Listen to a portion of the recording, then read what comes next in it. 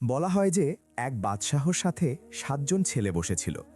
বাদশাহ তাদের শিক্ষার ব্যাপারে খুবই আগ্রহী ছিলেন। একসময় তারা বড় হয়ে গেল এবং ঘোড়সাওয়ারি ও যুদ্ধবিদ্যা শিখে শাহজাদা হয়ে উঠল।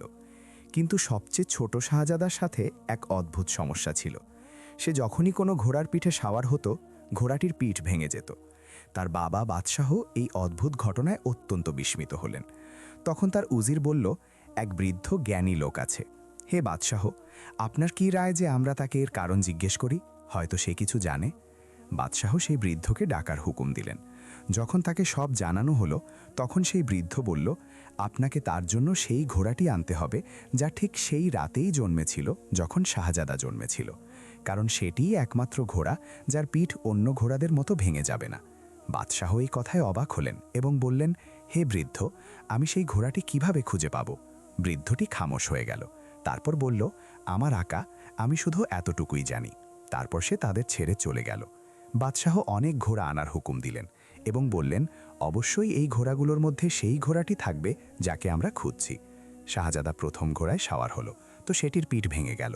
দ্বিতীয়টিরও তাই হলো, কিন্তু তৃতীয় ঘোড়াটির সাথে কিছুই হলো না। বাদশাহ খুশি হয়ে বললেন, বেশ, এটিই তোমার ঘোড়া। এখন তুমি ঘোড়ায় সাওয়ার হতে পারো এবং তোমার ভাইদের মতো সফর করতে পারো। তার ভাইয়েরা এক সফরের প্রস্তুতি নিচ্ছিল, যেখানে তারা বিভিন্ন শহর এবং চারপাশের জায়গাগুলো ঘুরে দেখবে। তারা নিজেদের প্রস্তুত করল এবং ঘোড়ায় চড়ে রওনা হয়ে গেল। তারা অনেকক্ষণ চলতে থাকলো এবং যখনই কোনো বস্তিতে পৌঁছাতো, সেখানে থাকতো, আরাম করত এবং আবার সফর শুরু করত। তারা দীর্ঘ পথ অতিক্রম করল, যতক্ষণ না এক অদ্ভুত বস্তিতে পৌঁছালো। সেখানে তারা লোকেদের এক বাদশাহর ব্যাপারে কথা বলতে শুনল, যে তার মহলে থাকত এবং যার ওপর অভিশাপ ও জাদু হয়ে গিয়েছিল। সে এক ভয়ানক জীবন কাটাচ্ছিল। বাদশাহের ছেলেরা এই কথা শুনল, কিন্তু তারা তাতে মনোযোগ দিল না। কেবল সবচেয়ে ছোট শাহজাদা এই অদ্ভুত বিষয় নিয়ে ভাবতে শুরু করল। সে মনে মনে ইচ্ছা করল যে সে সেই মহলটি দেখবে এবং সেখানে পৌঁছাবে, কারণ এই শাহজাদা রোমাঞ্চ পছন্দ করত এবং কাউকে ভয় পেত না। তারা তাদের পথ চলা জারি রাখল, যতক্ষণ না এক ঘন ও বিশাল জঙ্গলে পৌঁছালো। বড় ভাই বলল, ঠিক আছে, আমরা এখানে রাত কাটাবো এবং কাল রওনা হব। যখন তারা রাত কাটানোর জন্য জায়গা তৈরি করছিল, তখন ছোট শাহজাদা আগুন জ্বালানোর জন্য কাঠ আনতে গেল। সে যখন জঙ্গলে হাঁটছিল, তখন দূর থেকে একটি বড় মহল দেখল। তখন তার শহরবাসীদের সেই কথা মনে পড়ল যা তারা মহলের ব্যাপারে বলেছিল। সে নিজের মনে বলল, যদি এটি সেই মহল হয় যার কথা বলা হয়েছিল, তবে আমি সেখানে যাব এবং দেখব এই মহল কোন রহস্য লুকিয়ে রেখেছে। ছোট শাহজাদা কাঠ নিয়ে ভাইদের কাছে ফিরে এলো, কিন্তু সে তাদের মহলে যাওয়ার ইরাদা কথা জানালো না, কারণ সে জানত তারা অনুমতি দেবে না। সে অপেক্ষা করল যতক্ষণ না রাত হলো এবং তার ভাইয়েরা ঘুমিয়ে পড়ল। তারপর সে একাই বের হলো, নিজের ঘোড়ায় সওয়ার হলো এবং মহলের দিকে রওনা হলো।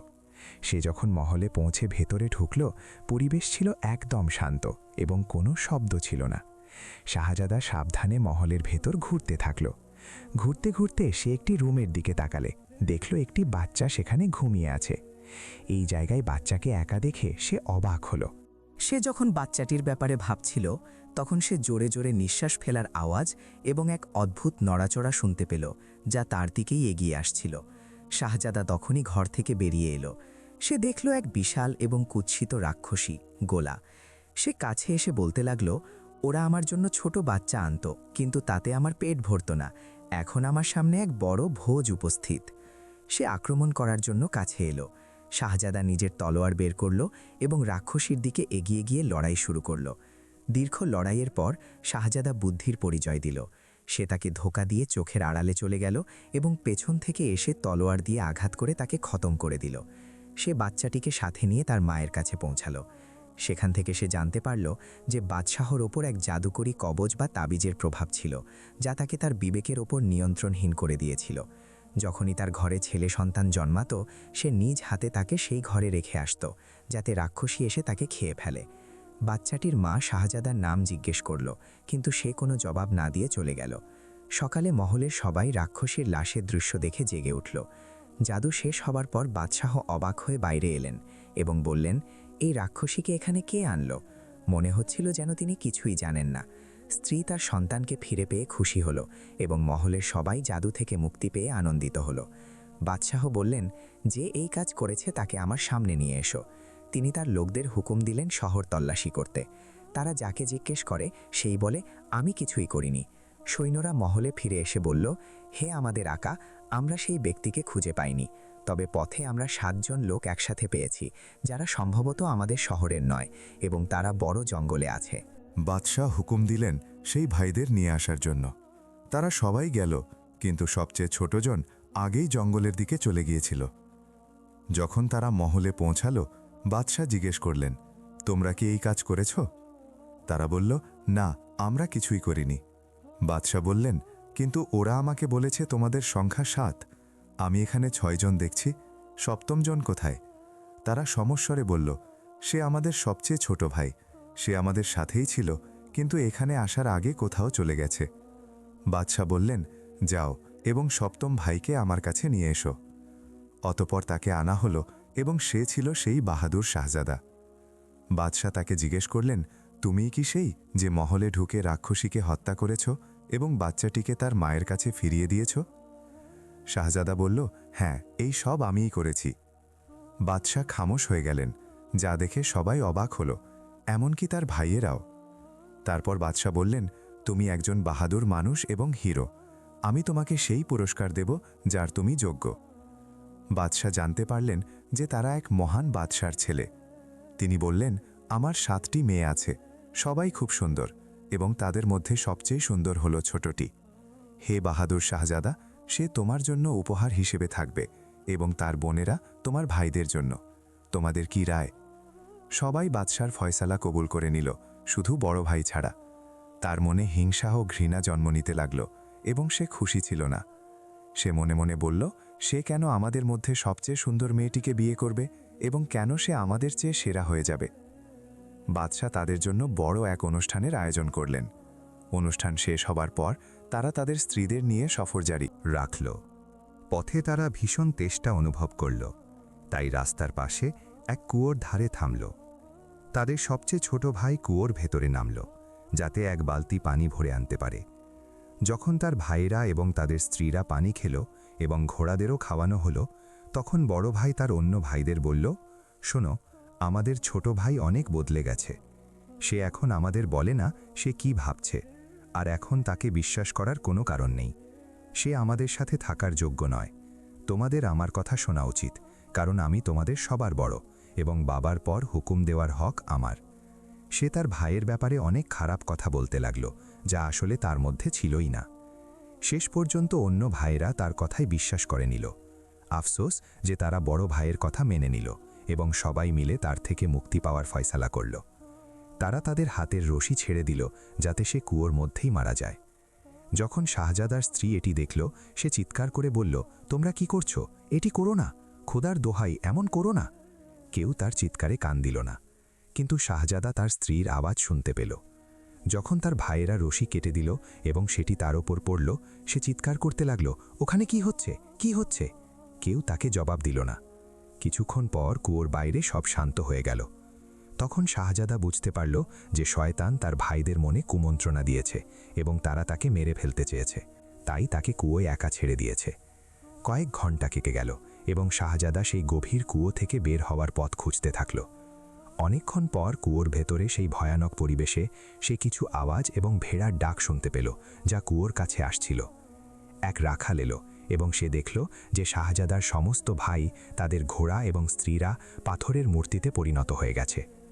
যখন রাখাল কুয়ো থেকে সাহায্যের চিৎকার শুনতে পেল, সে খুব ভয় পেয়ে গেল। সে কুয়োর কাছে এলে শাহজাদাকে দেখল। শাহজাদা বলল, হে মানুষ, ভয় পেও না, আমাকে এখান থেকে বের হতে সাহায্য করো। রাখাল একটি রশি আনল এবং সেটি শাহজাদার দিকে ছুড়ে দিল। শাহজাদা ওপরে উঠে কুয়ো থেকে বেরিয়ে এলো। সে রাখালকে অনেক ধন্যবাদ জানালো এবং বলল, আমি তোমার এই এহসান কখনো ভুলব না। যখন শাহজাদা পেছন ফিরল, সে দেখল তার ভাইয়েরা মূর্তিতে পরিণত হয়ে গেছে। সে এই দৃশ্যে অবাক হয়ে বলতে লাগল, কি হলো, এটি কিভাবে হলো? তখন রাখাল বুঝতে পারল যে শাহজাদা বাদশাহার ছেলে এবং যারা মূর্তিতে পরিণত হয়েছে তারা তার ভাই। শাহজাদা নিজেকে অনেক প্রশ্ন করতে লাগল। রাখাল বলল, শোনো শাহজাদা, আমি তোমাকে সব বলছি। আমি অনেক বছর ধরে এক জিনের অধীনে ভেড়া চড়াই। সে অত্যন্ত বিপজ্জনক এবং তার কাছে বিশাল শয়তানি শক্তি আছে। সে যে কোনো কিছুকে মূর্তিতে বা ছাইয়ে পরিণত করতে পারে।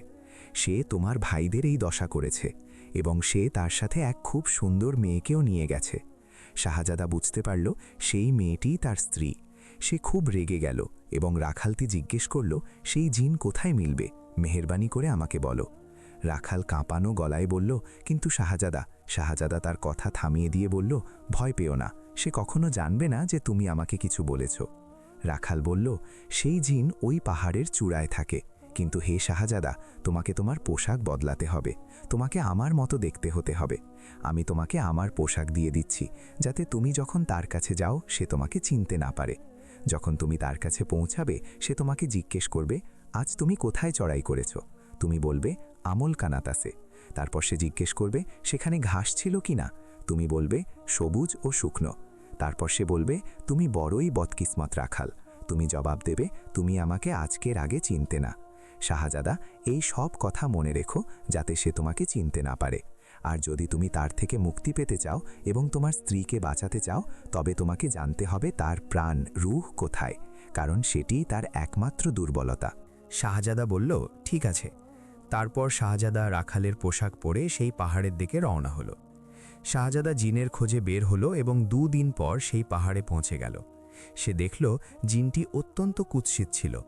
জিন তাকে সেই সব প্রশ্নই করল যা রাখাল বলেছিল এবং শাহজাদা ঠিকঠাক উত্তর দিল। শাহজাদা দূর থেকে নজর রাখছিল। সে দেখল তার স্ত্রী ভেড়ার দুধ দোহানোর জন্য আসছে। জিন তাকে তার দাসী বানিয়ে নিয়েছিল, কারণ সে তাকে বিয়ে করতে অস্বীকার করেছিল। সে সবসময় তাকে মারত এবং কষ্ট দিত। যখন শাহজাদা তার স্ত্রীকে দেখল, সে তার কাছে গেল। তার স্ত্রী তাকে দেখে কাঁদতে লাগল এবং তার চোখের পানি সামনের দুধের পাত্রে পড়তে লাগল।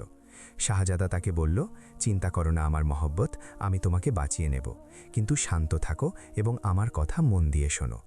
যখন সে তোমাকে তার কথা মানতে বলবে, তখন তাকে বলো, আমি তোমাকে বিয়ে করব, কিন্তু এক শর্তে, যে তুমি আমাকে বলবে তোমার প্রাণ কোথায়। শাহজাদা স্ত্রী চোখের পানি মুছে জিনের কাছে গেল এবং তাকে দুধ দিল। যখন সে দুধ পান করল, তার কাছে লোনা লাগল। সে বলল, এটি লোনা কেন? তখন স্ত্রীর মনে পড়ল যে তার চোখের পানি এতে পড়েছে। সে বুদ্ধি খাটিয়ে বলল, আমি যখন রুটি বানাচ্ছিলাম তখন আমার হাতে লবণ লেগেছিল, পরে দুধ দোহানোর সময় সেই লবণ দুধে পড়ে গেছে। জিন বলল, ঠিক আছে, তুমি আমার দাসী হয়েই থাকবে যতক্ষণ না বিয়েতে রাজি হও। স্ত্রী বলল, আমি রাজি, কিন্তু শর্ত হলো আমি তোমার প্রাণের জায়গা জানতে চাই। জিন হেসে বলল, যদি আমি তোমাকে বলি তবে কি তুমি তা ফিরিয়ে আনতে যাবে? সে বলল, কখনোই না, আমি শুধু জানতে চাই। জিন বলল, আমি তোমাকে বলে দিচ্ছি, কারণ আমি তোমাকে মহব্বত করতে শুরু করেছি। আমার প্রাণ এক অনেক দূরের দেশে আছে, 7 সমুদ্রের ওপারে। সেখানে এক উটনি আছে এবং তার কুঁজে একটি কবুতর আছে। এই কবুতরের ভেতর একটি ডিম আছে এবং সেই ডিমের ভেতর একটি চুল আছে। সেই চুলটি হলো আমার প্রাণ। শাহজাদা আড়ালে থেকে সব শুনে নিল। সে তার স্ত্রীকে বলল, ভয় পেও না, আমি জলদি ফিরে আসব। তারপর সে সেখান থেকে চলে গেল। পথে রাখালের সাথে দেখা হলো। সে তাকে তার পোশাক ফেরত দিল এবং সাহায্যের জন্য শুকরিয়া জানালো। তারপর সে জঙ্গলের দিকে গেল এবং একটি হরিণ শিকার করল। সে জঙ্গলের মাঝখানে একটি বড় গর্ত খুঁড়ল এবং তাতে হরিণটিকে রেখে দিল, যাতে সেটি ঈগলের খাবার হয়। কিছুক্ষণ পর অনেক বড় বড় ঈগল এলো খাবার খেতে। তখন শাহজাদা বলল, এই ভোজের মালিক তোমাদের থেকে একটি জিনিস চায়। ঈগল বলল, তুমি কি চাও? শাহজাদা বলল, আমি 7 সমুদ্রের ওপারে এক অদ্ভুত দেশে যেতে চাই। প্রথম ঈগল বলল, সে 1 মাসে নিয়ে যাবে, দ্বিতীয়জন 4 সপ্তাহে, তৃতীয়জন 2 সপ্তাহে। শেষে সবচেয়ে বড় ও শক্তিশালী ঈগলটি বলল, আমি তোমাকে 2 ঘন্টায় নিয়ে যাব, কিন্তু এক শর্তে। শাহজাদা খুশি হয়ে শর্ত জানতে চাইল। ঈগল বলল, প্রতিটি সমুদ্র পার করার বদলে তুমি আমাকে 1 টুকরো মাংস দেবে। শাহজাদা রাজি হল। সে 7 টুকরো মাংস তৈরি করল এবং ঈগলের পিঠে সবার হল। যখন তারা প্রথম সমুদ্র পার করল, শাহজাদা তাকে 1 টুকরো মাংস দিল। এভাবেই তারা এগোতে থাকল। যখন 7ম সমুদ্রে পৌঁছালো, শাহজাদা শেষ টুকরোটি বের করতে গেল, কিন্তু সেটি হাত থেকে ফসকে সমুদ্রে পড়ে গেল। শাহজাদা তখন ছুরি বের করে নিজের উরু থেকে 1 টুকরো মাংস কেটে ঈগলকে দিয়ে দিল, যাতে সফর জারি থাকে। শাহজাদা ভীষণ যন্ত্রণায় ছিল এবং রক্ত পড়ছিল, কিন্তু সে চুপ থাকল। যখন তারা 7 সমুদ্র পার করে ফেলল, ঈগল বলল, শেষ মাংসের টুকরোটি লোনা ছিল। শাহজাদা বলল, হ্যাঁ, কারণ সেটি আমার নিজের মাংস ছিল। ঈগল রেগে গিয়ে বলল, তুমি আমাকে ধোঁকা কেন দিলে? শাহজাদা বলল, আমার কাছে আর কোনো উপায় ছিল না, আর আমি তোমার সাথে করা ওয়াদা ভাঙতে চাইনি। ঈগল শেষ সমুদ্র পার করে শাহজাদাকে নামিয়ে দিল। শাহজাদা ঈগলের শুকরিয়া জানালো। সে হাঁটতে হাঁটতে ক্লান্ত হয়ে এক জঙ্গলের ঝুপড়ির কাছে পৌঁছালো, যেখানে এক বৃদ্ধা ও তার মেয়ে থাকত। সে শরীর থেকে রক্ত পড়া অবস্থায় সেখানে বসে পড়ল এবং অজ্ঞান হয়ে গেল। বৃদ্ধা ও তার মেয়ে তার চিকিৎসা করল, লতাপাতা পিষে ওষুধ বানিয়ে তার জখমে লাগিয়ে দিল। দিন দিন শাহজাদা সুস্থ হতে লাগল। বৃদ্ধা তাকে নিজের ছেলের মতো দেখাশোনা করতে লাগল। শাহজাদা তাদের নিজের আসল কাহিনী বলল না, পাছে তারা বিপদে পড়ে। সেখানে সে প্রতিদিন দূর থেকে একটি উটকে একা ঘুরতে দেখত। সে বুঝতে পারল এটি কোনো সাধারণ উট নয়। সে উটটির সাথে লড়াই করার চেষ্টা করতে থাকল, কিন্তু উটটি তাকে বারবার আক্রমণ করে থামিয়ে দিত। একদিন সকালে সে আবার তৈরি হয়ে বের হলো। বৃদ্ধা তার মেয়েকে পাঠালো শাহজাদার পিছু নিতে। শাহজাদা যখন উটের সাথে লড়তে লড়তে ক্লান্ত হয়ে পড়ল, সে বলল, আমি যদি একটু পানি খেতে পারতাম তবে তোমাকে হারিয়ে দিতাম। মেয়েটি আড়াল থেকে একই শুনে পানির বোতল ছুঁড়ে দিল। শাহজাদা পানি খেয়েই শক্তি ফিরে পেল এবং উটটিকে কাবু করে জবাই করে দিল। তখনই একটি কবুতর উড়ে যেতে চাইল, কিন্তু সে সেটিকে ধরে জবাই করে ভেতর থেকে ডিমটি বের করে নিল। সে খুব খুশি হয়ে বৃদ্ধার কাছে ফিরে সব খুলে বলল। বৃদ্ধা তাকে বিদায় জানালো। ঈগল আগে শাহজাদাকে তার 2টি পালক দিয়েছিল এবং বলেছিল বিপদে পড়লে আগুনে পোড়াতে। শাহজাদা পালক 2টি আগুনে ফেলতেই ঈগল পনে এলো তা তুলে নিয়ে আগের জায়গায় পৌঁছে দিল। শাহজাদা তার স্ত্রীর কাছে ফিরে এলো, যাকে জিন কষ্ট দিচ্ছিল। জিন বলছিল, আমি মারা যাচ্ছি, আমার মনে হচ্ছে আমার প্রাণ খুব কাছে। শাহজাদা জিনের সামনে এসে বলল, দেখো, তোমার প্রাণ আমার হাতে। জিন শাহজাদার কাছে প্রাণ ভিক্ষা চাইল। শাহজাদা বলল, ঠিক আছে, আমি যা বলবো তোমাকে তাই করতে হবে। জিন রাজি হলো। শাহজাদা তাকে হুকুম দিল সমস্ত মানুষ ও মাখলুকাতকে তাদের আসল চেহারায় ফিরিয়ে দিতে, যাদের সে মূর্তিতে পরিণত করেছিল। জিন ফু দিল এবং সবাই আগের মতো হয়ে গেল। তার ভাই ও তাদের স্ত্রীরাও সুস্থ হয়ে ফিরে এলো। তারপর শাহজাদা ডিমটি ভেঙে সেই চুলটি হাতে নিল। জিন চিৎকার করে মানা করতে থাকল, কিন্তু শাহজাদা সেই চুলটি 2 টুকরো করে ছিঁড়ে ফেলল। সাথে সাথে জিনটি জ্বলে কালো ছাই হয়ে বাতাসে মিশে গেল। এভাবে শাহজাদা ও সবাই জিনের হাত থেকে বেঁচে গেল। শাহজাদা ও তার স্ত্রী তার ভাইদের কাছে গেল। ভাইরা তাকে দেখে কাঁদতে লাগল এবং ক্ষমা চাইল। শাহজাদা বলল, কোনো কথা নেই, তোমরা আমার ভাই এবং আমি তোমাদের ঘৃণা করি না। আমি তোমাদের মাফ করে দিয়েছি এবং যাই হোক না কেন আমরা সব সময় ভাই থাকব। এভাবেই বাদশাহর ছেলেদের সেই দীর্ঘ সফর শেষ হলো। তারা সবাই সুখে শান্তিতে দিন কাটাতে লাগলো।